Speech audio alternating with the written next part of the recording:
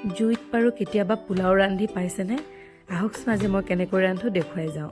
এয়া তেজপাত 4 খিলা দি দিছোঁ লং, ইলাচি, দালচেনি জোখমতে আৰু দিছোঁ পিঁয়াজ। জুইখিনি কিন্তু গৰম কৰি লৈছিলোঁ দেই, ক'বলৈ থাকি গ'ল।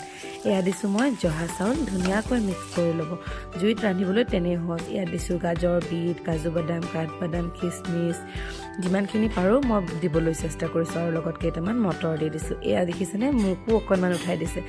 জুইত ৰান্ধিবলৈ সঁচাকৈ বহুত ভাল।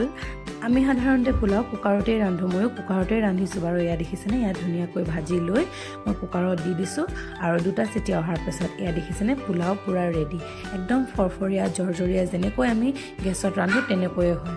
আৰু এয়া মই ধুনীয়াকৈ প্লেটখন ৰেডি কৰি লৈছোঁ। আচলতে এই ভিডিঅ'টো কৰাৰো আৰু এটা কথা আছে, স্পেচিয়েল পাৰ্চন আহিছে খাবলৈ, মই সেই ভিডিঅ'টো আপোনালোকক বেলেগকৈ দেখুৱাম। এয়া দেখিছেনে, থালিখন ৰেডি কৰি ল'লোঁ, লৈ আহিছোঁ। বাই, থেংক ইউ ফৰ ৱাচিং।